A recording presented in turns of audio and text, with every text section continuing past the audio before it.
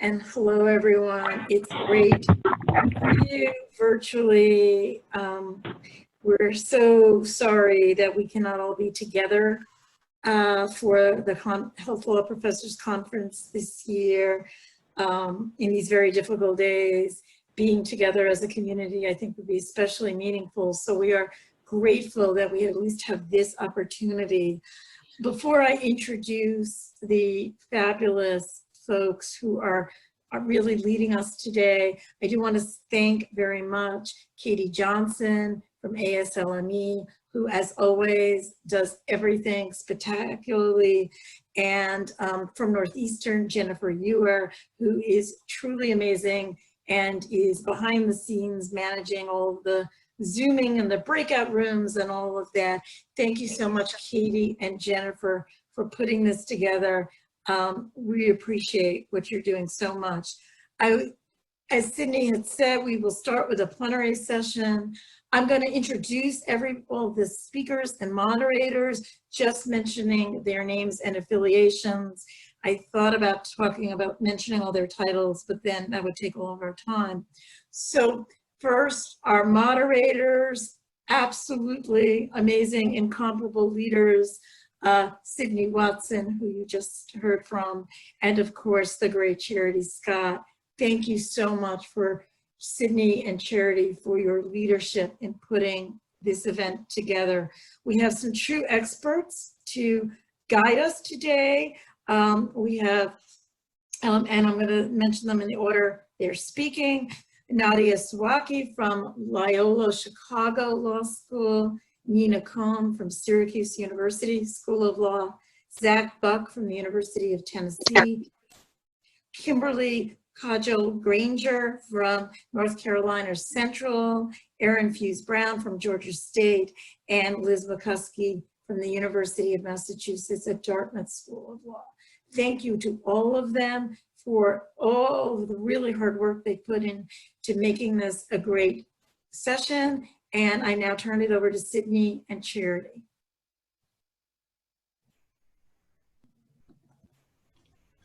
Thank you, Wendy, and thanks, Sydney, for opening this Jay Healey session. I have to tell you, I am just getting goosebumps seeing all of you and wishing that I could give you each a real hug and not a virtual hug, but I'm going to have to do that just virtually. But this is so exciting for me to see you all. I think we're up to nearly 200 on this call. So say hello to everybody when you have time during the breakout sessions. This is really an amazing time to be a health law teacher, right? I mean, we've got the biggest public health crisis of a century going on in the midst of racial inequities and divides in our country, as reflected in our protests. And in the backdrop of all of this, we're trying to teach health law online. All of this is going on, and for the plenary session, when we will be talking with our experts, the focus is going to largely be on what Jay Healey is always on, which is how we teach. And in this case, how we teach online, because many of us had to, if not most of us, had to do emergency remote teaching this past April and March, April, even into May. And, you know, this is how are we looking forward to going online in the fall, because many, if not most of us, will be doing it at least partly online. So our first couple of folks are real experts in online teaching, and we want to get kind of a big picture from them. They've been teaching online for a number of years, and so I'd like to begin with Nadia Sawicki. If she hopefully will say something, so she'll jump up. There she is. Hi, thank you, Nadia. Hi, everybody. Jump up to the top of your screen. If you want to all turn on to speaker view, you'll get a big picture of Nadia with those of us at the top. Nadia, you've been teaching a hybrid course, some in-person teaching, some online teaching for a number of years now in your health law. Could you describe for us a little bit, you know, what you found to be the benefits of doing that going forward, and what are the costs you've discovered? First, I just want to say I'm honored to be included in this group. I do not consider myself to be an expert.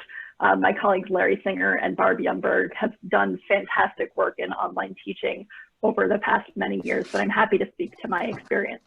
Loyola has a hybrid weekend JD program. It's a part-time law program that involves 1/3 of the course hours for the JD courses to be online, and 2/3 are in person in intensive weekend sessions.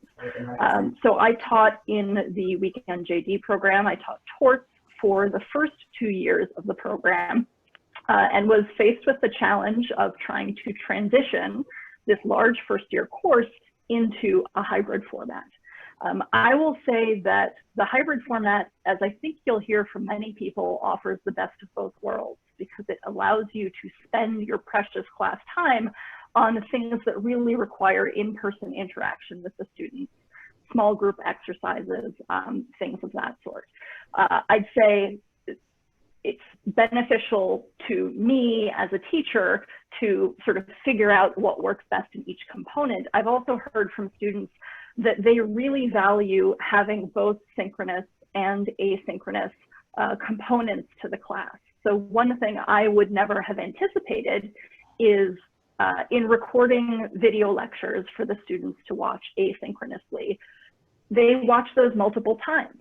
They feel like they have a backup source for information that they can review on their own time over and over again if they're feeling unsure about something, which is something that's very much missing if you have a classroom experience. You go in, you talk with the students, you leave, and then they're sort of on their own. So I think one of the great values of having asynchronous components for the students is that kind of constant availability of information. I'll say the biggest challenge, and you'll hear this from many people, is preparing those asynchronous components, in particular, preparing video lectures. We have fantastic support at Loyola, but those of you who watched my short video on the ASLME Jay Healey website, it was about a 7-minute video. That took me 4 hours. All right, preparing the script, recording, reviewing the video, editing, reviewing the video again, figuring out what components to include. So even if you have strong technological support, it's a very time-intensive process. I'd say particularly for the video lectures, but other asynchronous components are much easier to implement.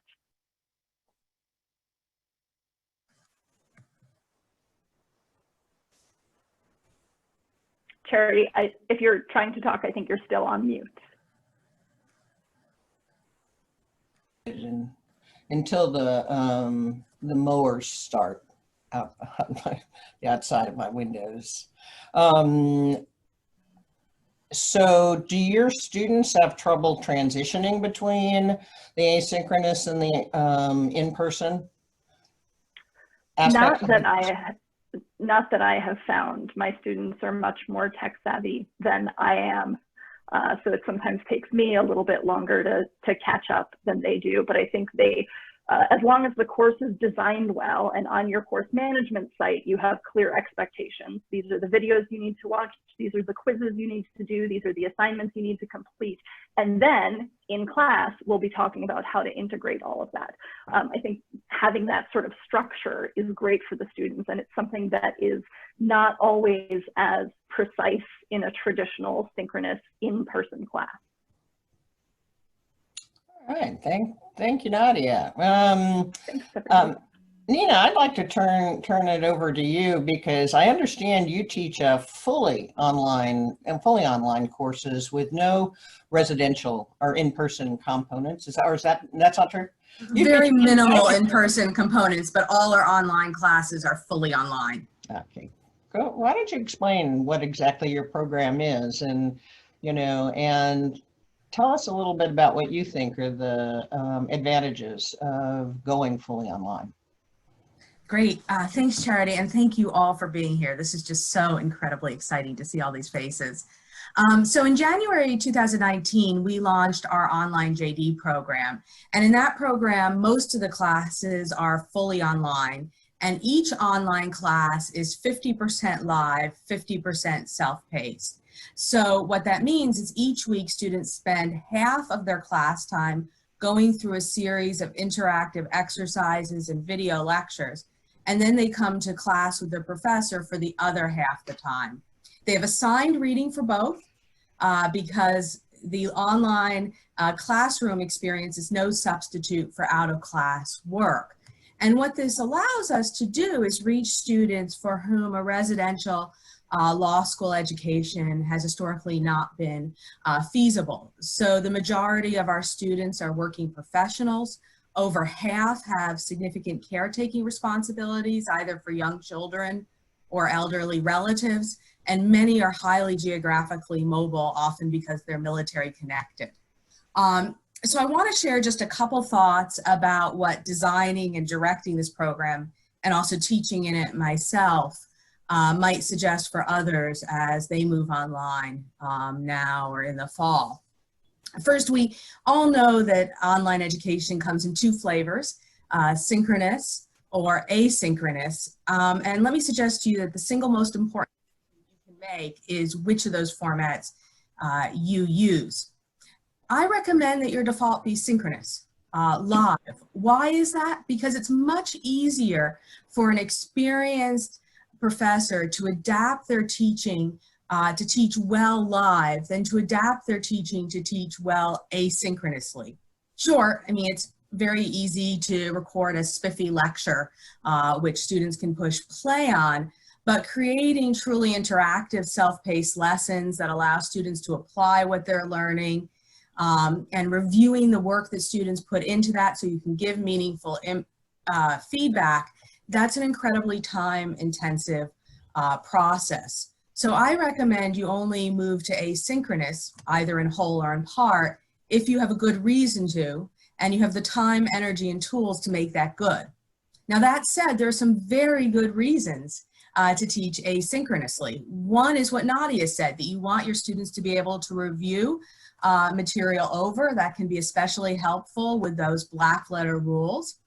Another is that you want to provide more formative assessment than the traditional residential classroom typically affords. Asynchronous can be fabulous for that.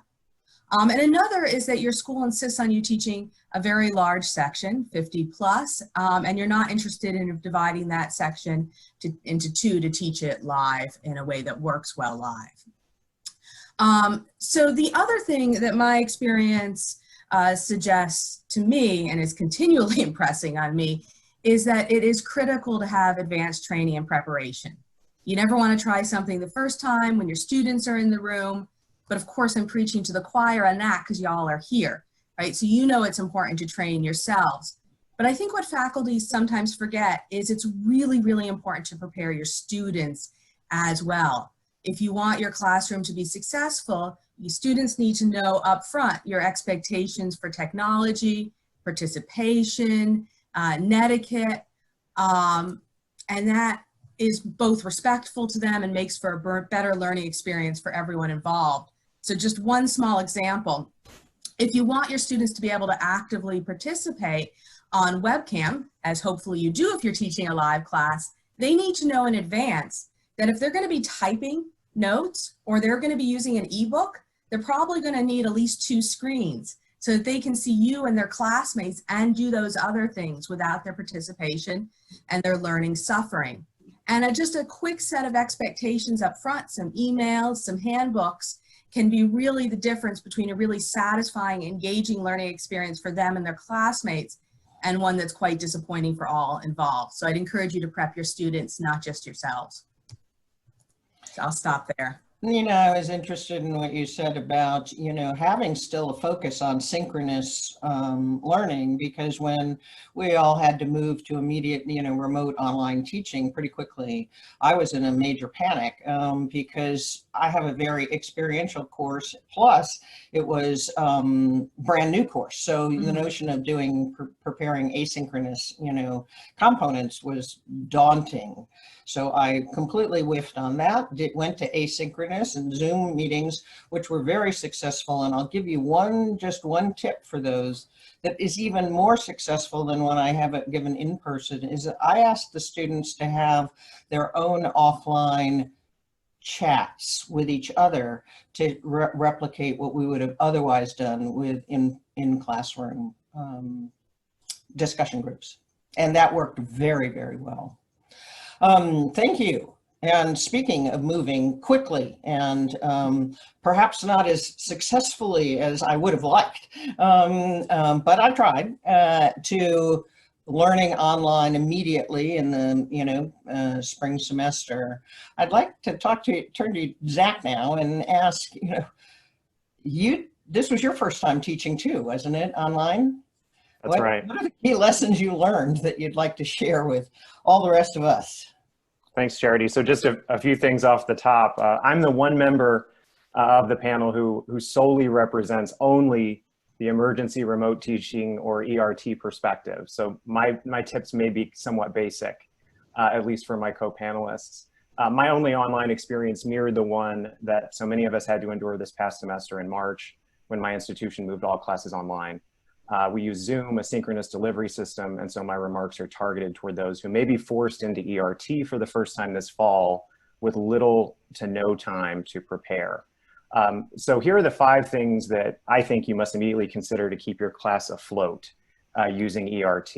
And I would encourage you to think of the acronym LEADS, L-E-A-D-S, standing for location, engagement, assessment, decorum, and software. So first, with location, important question, from where will you teach? I had initially planned to teach from an upstairs home office, but I moved to my kitchen downstairs after discovering a major difference in Wi-Fi quality between my upstairs and downstairs. I'd encourage you to test yours. There are websites you can go to. Speedtest.net is a particularly good one, and you can test your Wi-Fi signal strength in different parts of your home or your office. Consider the lighting. Make sure you aren't in front of a window or other source of distraction for the students, and come up with a plan for unintended interruptions like kids, pets, doorbells, loud sirens, etc. The second is E, engagement.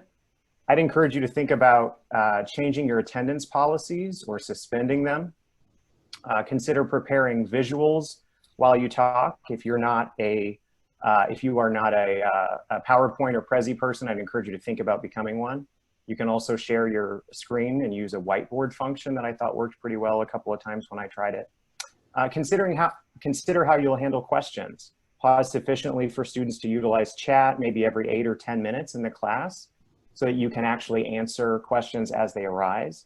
And think about how to get students engaged. I had presentations that students gave at the beginning of each Zoom class that I thought got the class discussion started in a really effective way. Third is A, start thinking about your assessment now. That's both summative and formative. You should begin planning for a take-home exam. Assume that now your exams may be publicly released as a result of this. And so you may want to think about using multiple choice questions that you've spent years amassing. Formative assessment, how will you understand in the moment that students are understanding you? So think about how you will replace Socratic assessment or dialogue with polling or discussion questions like the other panelists talked about. Fourth is decorum. Think about the rules. This is the D, right? The rules for classroom decorum. Online seems less formal to me, at least that's what my experience was. So think about what the new rules of the road will be. Encourage or mandate that they leave their cameras on, students do, but weigh this against the fact that some students may wish to leave their cameras off given that they may be home with children or other family members. And so I'd encourage you to come up with a policy for dealing with this. We have rules about where students must be when they log in. Walking, outside, how about in a car?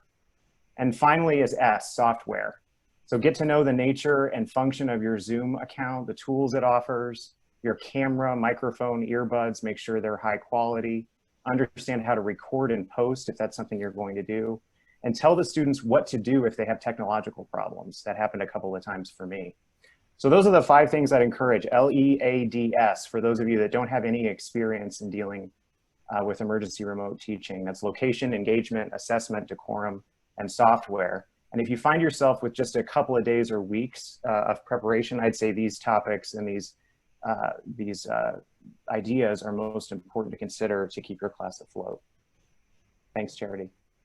Thanks, Zach. And if there's any way to follow up for those who would like to on experimenting with the format that you want to use, I really encourage you to do that in advance. And I put my book group on Zoom and on WebEx just to see how it would work with a group before I actually started with the students.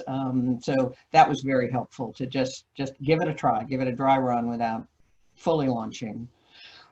Kim, you've been teaching online for a number of years, Health Online for a number of years. And what are the kinds of suggestions you would have for people who want to get up and running in time for the fall semester? What would you highlight for your recommendations for what they should be devoting their time to this summer? Hi, everyone. I'm really glad to be here to talk to you about this. It's not as scary as it seems. That's sort of the first thing. So just kind of grab the bull by its horns and go with it. I would say one thing that's really different that you might not have felt before is that it's sometimes a little bit harder to keep people's attention.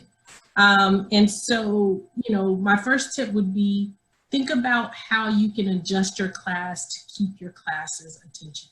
There's a difference between when the class is on the other side of the screen and you're on one side and they're on the other side than it is when you're in the classroom and they're sitting in front of you. And so you might have heard the phrase, this is not original and I don't know who the author is, but catching my attention is easy, keeping my attention is harder. And so when we keep those sorts of things in mind whenever we're planning, we've got to figure out how do we engage the students and make sure that we make them active learners in this process. And so one tip would be to plan, right? So no matter how long you've done it, no matter how long you've taught health law, how great you know it, online teaching is different. And so it's going to require a different level of engagement than you might be used to in the past. You see someone teaching an online class and it seems like really smooth and it's so easy. I think we heard this before, there's a lot of background work that went into that. So I would suggest that you use your classroom, like your Blackboard or your Lexis classroom, to provide some out-of-class activities, even if you're doing a fully synchronous class. I'm not watching my clock, so I don't know if I have one more minute or if I'm done now. I have one. No, go ahead. You can finish what you want to say. Okay. And I would say, and this will go to my later comments as well, spend a lot of time trying to find activities and videos. And that might not be something that you're used to doing, but it really breaks up this online environment and it sort of invites your students in to become more engaged in the activities and the learning that you're doing with your substantive area. I'll talk more about that later. In the breakout session. Yeah, that'd be great.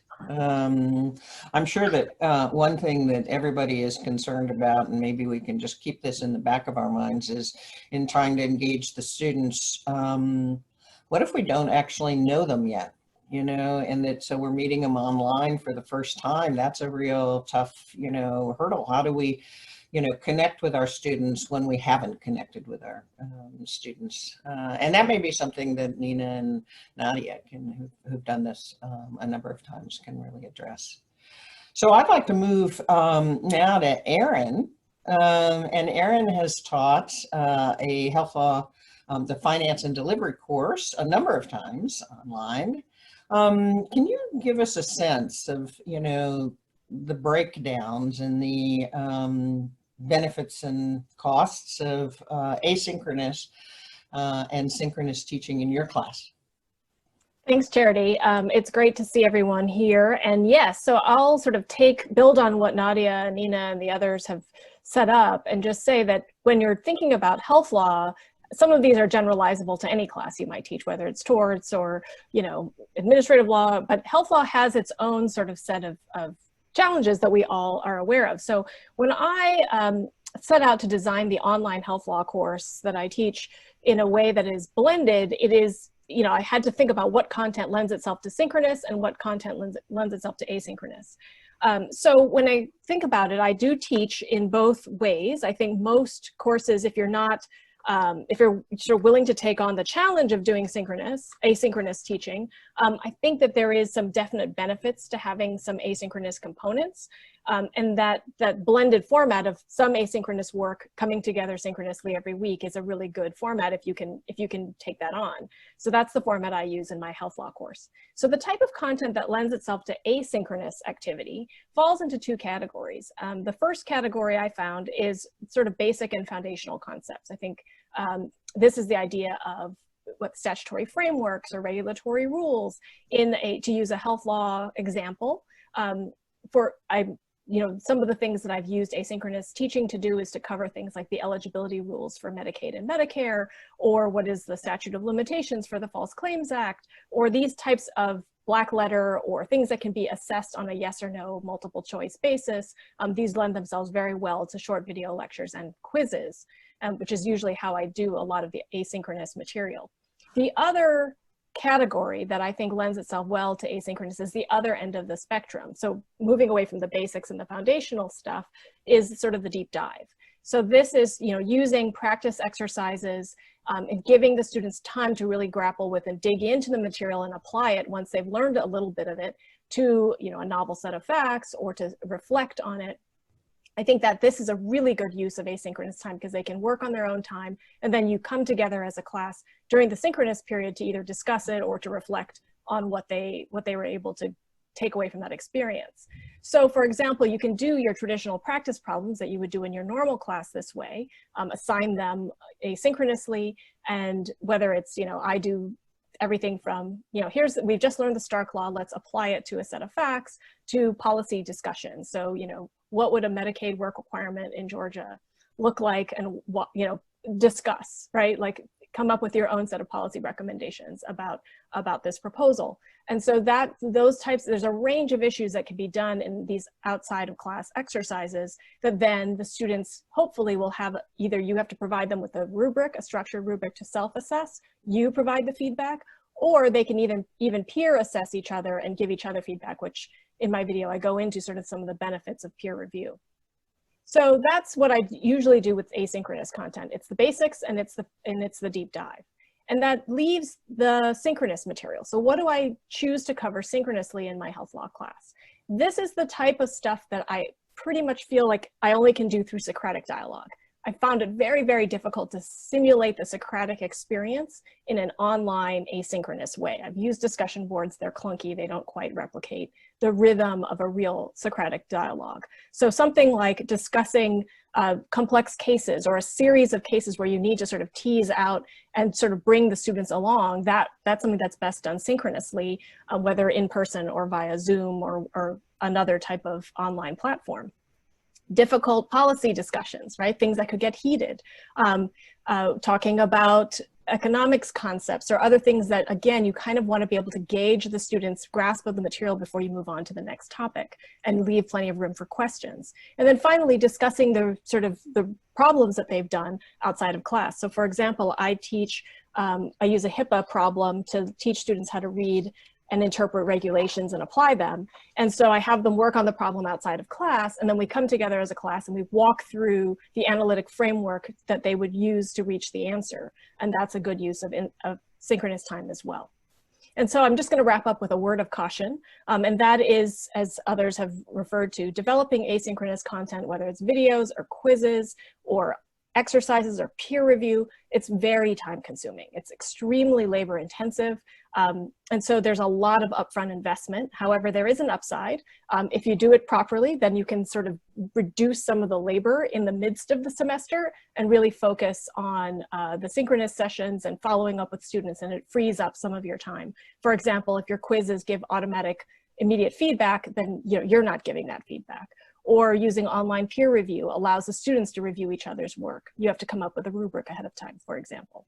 So students can really, they do enjoy it. They really, I think, respond well to having some material that they can do on their own time. And then, of course, having that time to touch base and come together in a synchronous manner allows you not to lose touch with your students and to grapple with some of those more difficult questions. But yes, I think it's well worth it. It's just, you know, a word to the, there's some caution about adopting too many asynchronous tools for your first time at this. I think it's keep it simple, adopt 2 or 3 tools, use them consistently, and then that way the learning curve and the technical glitches, you know, can be surmounted.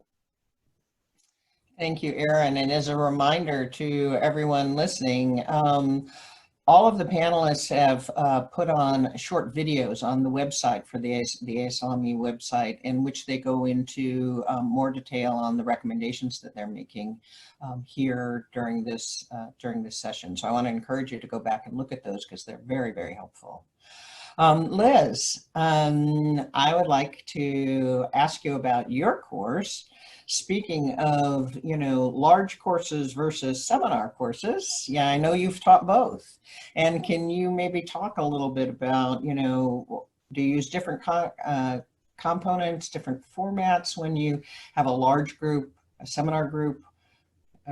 What happens when you teach online? Happy to. If you have the luxury of teaching a small seminar, that is a great place to like kick the tires on some of these excellent asynchronous exercises that Erin and others have teed up. If you're teaching a paper class, online tools I think are really useful for managing what I've always found to be kind of competing priorities, which are delivering that core content of the subject and then also guiding students on the choose your own adventure research paper. So I use a lot of the same asynchronous exercises that Erin described to deliver the fundamentals. So for food and drug law, we'll do self-graded quizzes on the statute and regs for each week. And then when we transition in the middle of the semester to writing the papers, then the asynchronous content will be lessons on administrative law research and administrative law kind of research questions that students have to answer. For example, what's the status of Plan B medication? Summarize and provide 3 citations.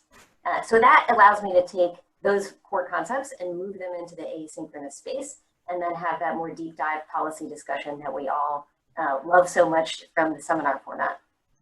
The exercise of students writing papers then allows you to have an online format where you could group the students according to kind of the general categories of their papers and create sort of research groups among them using the online platform. So for food and drug law, shout out to Jen Hurst, who I see here in participants, for helping me develop this approach. But students are always writing papers usually on like food or drugs or cannabis. They're always writing papers on cannabis. So you have a cannabis working group and they have a link on your site that has particular resources that you can also involve your always wonderful reference librarians in developing for you. And then of course, at the end, when students get to present their work workshop style, if you have those presentations online using Blackboard Collaborate Ultra or Zoom or anything else, now we all know that we are preparing students for the skills they will need in the future, which I don't think any of us ever envisioned, but now can better prepare our students to live in. Thanks. How big a class would you say would be the upper limit for a large class? I mean, if you've got 70 students, can that be conducted in an online format, or do we have to break them down into 2 cohorts, do you think? So this is for me, my general view is, yes, 2 cohorts, especially because you're doing an investment that you can easily replicate online. For a seminar, if you have some capital with your associate dean, try to get that cap at 20, because that's an easy grouping and easy deep dive. And I guess my best tip is to ask your associate dean for 3 credit hours if you're going to do a seminar in blended format, because that's the amount of work that it'll probably take. Thanks, Liz. And before we break, we'll break shortly in a couple minutes for the breakout session. I wanted to sort of cycle back to where we started, which is the big backdrop to our online teaching is, is this public health crisis. is now also the protests going on across the country. Kim, I'm wondering if I could, sort of ask you how we might, address our students' needs and vulnerabilities during this time. Not just the technological issues, but their mental health and their social issues. They're just their life issues during this time while they're trying to survive and learn at the same time. I mean, I think it's all about sort of acknowledging that some really different things are happening right now, reminding them that we're still in a learning environment. And then I'd like to use activities to allow them to explore some of the different things. So sometimes you might make an activity where students have to be part of different stakeholder groups, and they might represent someone who has an opinion completely different than their own. Or I did in the video a poverty simulation, where it allows a student to step into the shoes of someone, if just for a moment, to see what the experiences that they might be feeling. Because a lot of times people feel so disconnected. And so I think these in-class activities give you a way to allow students to connect with each other in a virtual space, so they don't have to be in front of each other talking about these really difficult things, but in the structure of a classroom activity, you can really explore some things differently. So I think that's a really positive way to incorporate experiential experiences or activities in your class time to address what's happening right now. Thank you, Kim. And Liz, I see you nodding. How do we, address COVID and other important social issues, without adding to the burdens that our students are facing because of these?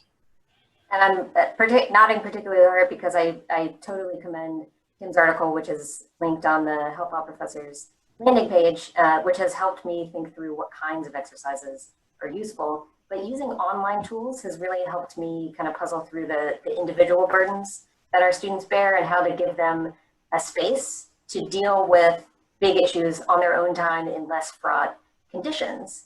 I see health law curriculum as the ideal place to really directly head on address these issues, because we all have human bodies that need certain conditions to flourish, so that's a nice entry point. But using asynchronous exercises, particularly ungraded ones, I think is a welcome outlet for a lot of students to express themselves in a more forgiving space than live classroom discussion. In particular, journaling, simulations, which Kim has in her excellent video, and written exercises that are not necessarily published to the group can really help with this. For me, this is an eternal work in progress, so I'm especially excited to hear from folks in my breakout room and to report back on this ongoing discussion. Thanks, Liz, and thanks to all of the speakers for sharing your experiences. And we will now move to breakout rooms. You will automatically be put into the breakout room that you requested, if that can be accommodated. Each of the speakers will be the moderator for one of the breakout rooms. If those of you who registered late haven't yet been assigned to a breakout room, you'll be remaining, I think, in the main room until such time as Jennifer Hewer can get back to you and assign you to whichever breakout room you'd like to be in.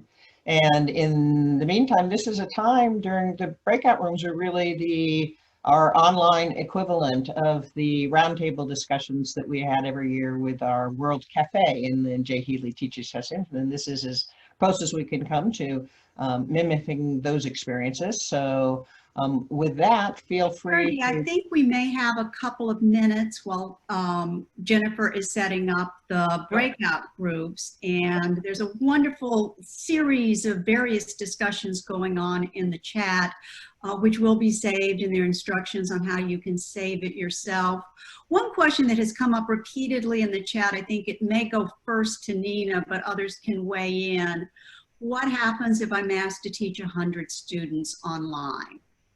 And that's been asked in various ways. So my thought is do a couple things. With 100 students online, that's a good reason to have some asynchronous element so that you can be sure that students are having an opportunity for some formative assessment, being called on and feeling heard. That's going to take a lot of time if you want to review it, but honestly, you should, especially with that large a group. Second, I would say you want 3 screens. One for your notes and any PowerPoint you're using, and 2 screens. The one you're signed on as is yourself for your main view, and another one is another group of students, ideally, so that you can still see all your students. 3, I would use breakout rooms more to work through some hypotheticals, so you have some smaller discussion groups.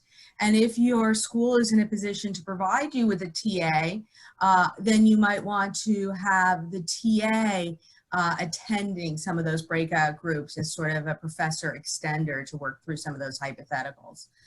It's doable. It's not ideal, but it's doable. One thing I learned in preparing for this Jay Healey session was that you can change the number of picture icons that come up in real time, so that now I'm looking at 49 of you, but before I only knew that 25 could, or 23 could show up. So you are able to adjust your settings to show more students on a single screen if you do end up with a very large class like that. Were there any other questions, Sydney, you wanted to? There are a lot of questions, and synopses never do them justice, but there's an interesting conversation going on about Blackboard versus Zoom. And so I would encourage you, if your school is leaning toward Blackboard, that there is a lot of feeling that Zoom is a better platform and some information you might want to share. Another theme that's been running through this is, concern about students having the resources, whether it's the bandwidth or multiple monitors. Nina had some wonderful suggestions in there that begin with, we need to start talking with students now, and some creative ideas about how to help them realize what resources they have, from a cell phone to a TV to an iPad. So I will refer you to that.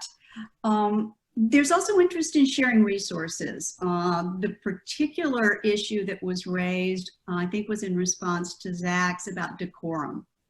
I guess in the same way we share what we put on our syllabus about our expectations in class, having an opportunity to see what people have provided in terms of decorum would be good. And I will say that one of the things we hope to come out of this event, which has always come out of Jay Healey, is an opportunity to share. I hope Zach might share with us the language he uses, and we will post that on the Teaching Resource Bank and talk about how you can access that app afterwards. I think there's also interest in seeing some of these pre-testing questions.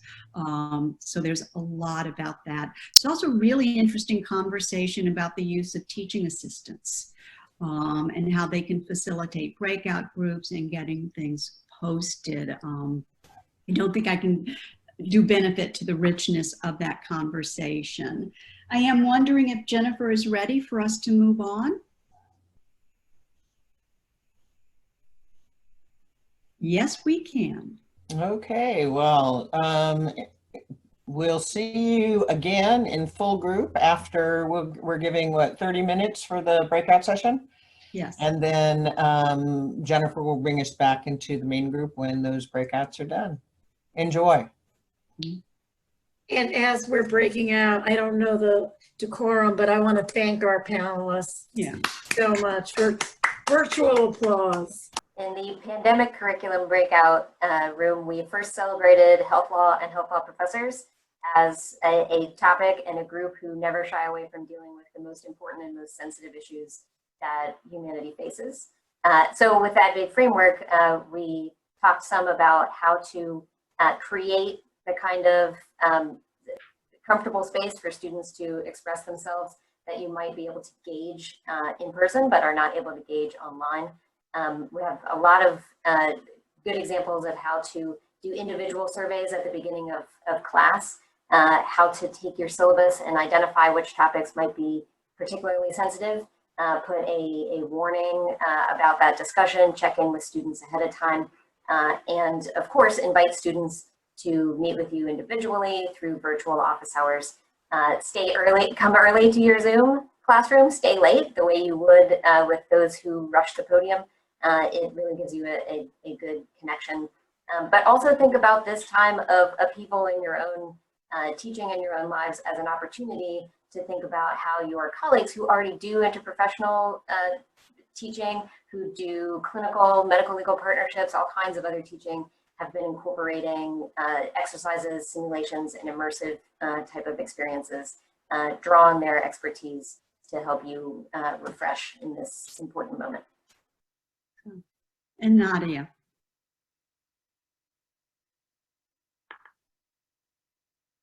Who has had computer problems. Does anyone see Nadia? She's got a blank screen right now. So I think that may mean, I was in Nadia's group and we had a broad-ranging conversation that included. Oh, here she's back. So Nadia? I am back. Can you hear me? Yes. Okay. Thank you so much, Sydney, for helping out.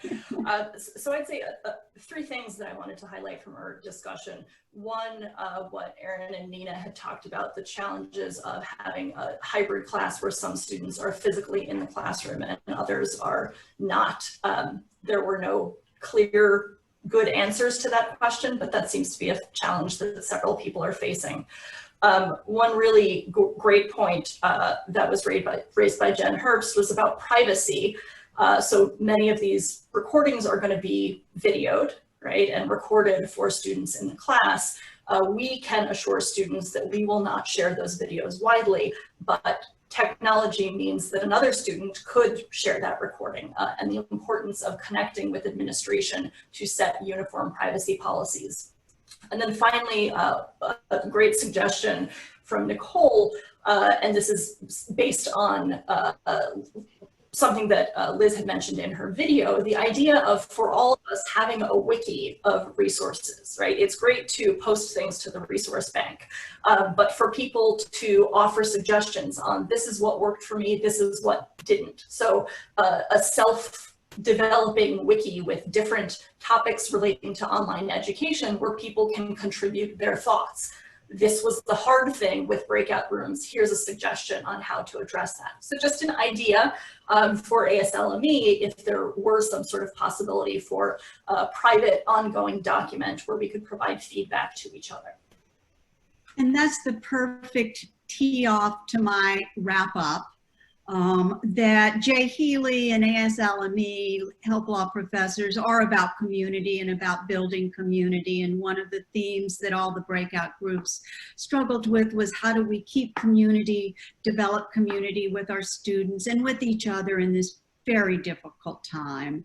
And this was our beginning attempt today. Thank you for joining us. It has been wonderful to see your faces and hear your voices and hear what you've been doing and going to do. And we do intend to keep the conversation going in a number of ways. Your HLP 2020 password will continue to give you access to the ASLME webpage that has the pre-videos, some article ideas, and we'll have recordings of the plenary sessions from today. We have the Health Law and Bioethics Teaching Resource Bank, which we will send you all information about. Many of you have already contributed syllabi and problems to that. We are going to create a particular part of that site for materials on teaching online so we can share with each other, including that decorum issue.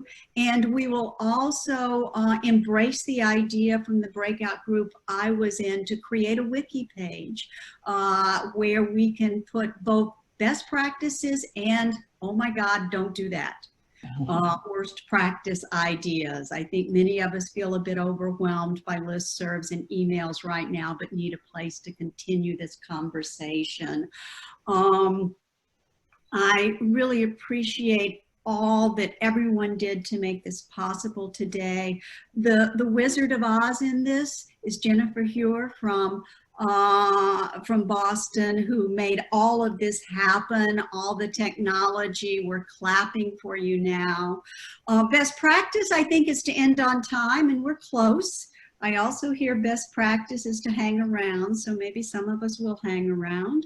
And Sydney, could we invite everybody just briefly to turn their audio back on so that we can give a round of applause to all the speakers, to Wendy and to Jennifer for all they've done to make this possible. Thank you, thank you, thank you. Oh, thank you all. I learned so much, and it's so good to see your faces and hear your voices. Everybody take care. Wonderful to see you. Thank you, Wendy, and all the people at Northeast. Thank you so much. Thank you. Thanks to ASLME. Thanks to Katie.